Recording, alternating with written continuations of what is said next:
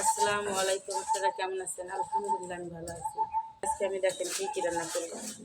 এখানে ছোলা, তারপরে হলো আলুর চপ, তারপরে বেগুনি, পেঁয়াজি, তারপরে এই মাছ, তারপরে ডিম, এগুলো সব কিছু রান্না করব।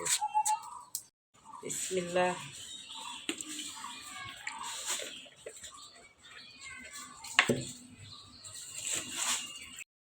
সুন্দর করে ভেজে নেবো। আজকে ডিম, মাছ এগুলো বোনা করবো।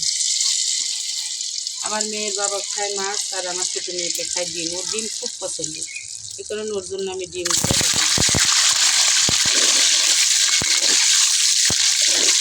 সামান্য একটু হলুদ দিয়ে দিই।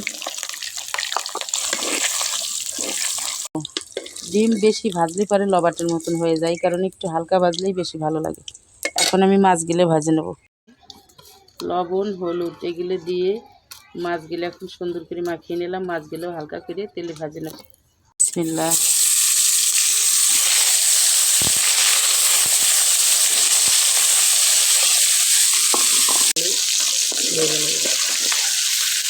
ছোটো মাছ না ভেজে নিলেও হয়, কিন্তু হালকা করে একটু ভেজে নিলে একটু বেশি ভালো হয়। মাছগুলো হয়ে গেছে, এখন উঠাই নেব।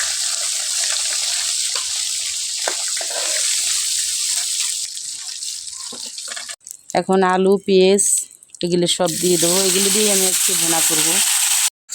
আমি এখানে দিয়ে দিলাম মরিচ, পেঁয়াজ, লবণটা দিয়ে দিই। এখন ভালো করে নাড়াচাড়া করে এদিকে আসরের আজান দিয়ে দিচ্ছি। এখনই তরকারিটা আমি বসায় দিয়ে সেরে তারপরে ছোটো মেয়ে আর আমি দুজনে মিলে নামাজটা সারি নিই। এদিকে আরও অনেক কাজ বাকি রয়েছে। 2-4 দিন কাজের সাথে কোনো কিছুতেই পারা যায় না, সময় সাথে যে কোথায় চলে যায়। ঢাকনাটা নিয়ে আসতে যাও।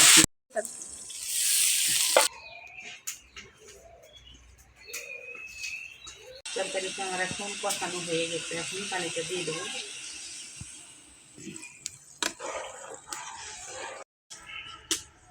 এগুলো আমার ছোটো মেয়ের জন্য, আর এই মাছ ভাজিগুলো মেয়ের বাবার জন্য।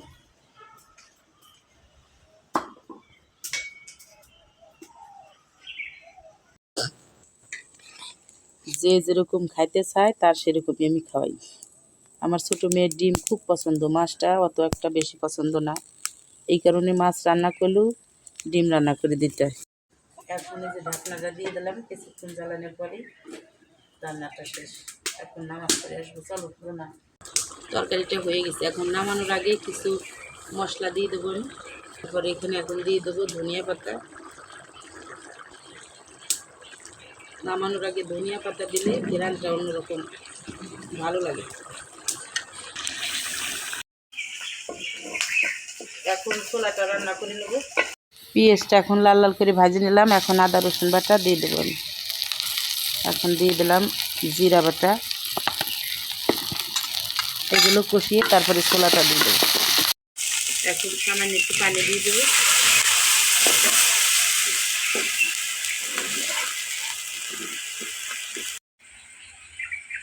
এখন দিয়ে দেবো হলুদের গুঁড়া, তারপরে দিয়ে দেবো স্বাদ মতো লবণ, হালকা করে দিয়ে দিলাম মরিচের গুঁড়া। এখানে দিয়ে দিলাম 2 টুকরো এলাচ।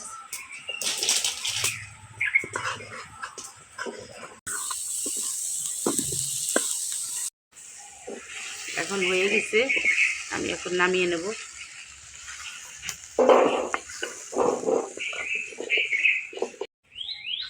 ছোলা রান্না করা শেষ, এখন আমি বেগুনিগুলো ভাজে নেব। বিসমিল্লাহ।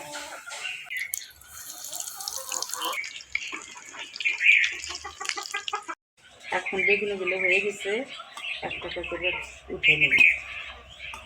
আর আমার এগুলো প্রত্যেক দিনই অনেক বেশি বেশি বানানো লাগে, তার কারণ আমার ভাইয়ের বউ খুব অসুস্থ। প্রত্যেক দিনই ইফতারি দিয়ে আসতে হয়। আমার ভাই বউ, আমার মা দুজনেই অসুস্থ, এই কারণে আমারই দিতে হয় এগুলো। বিসমিল্লাহ। উঠে গেল।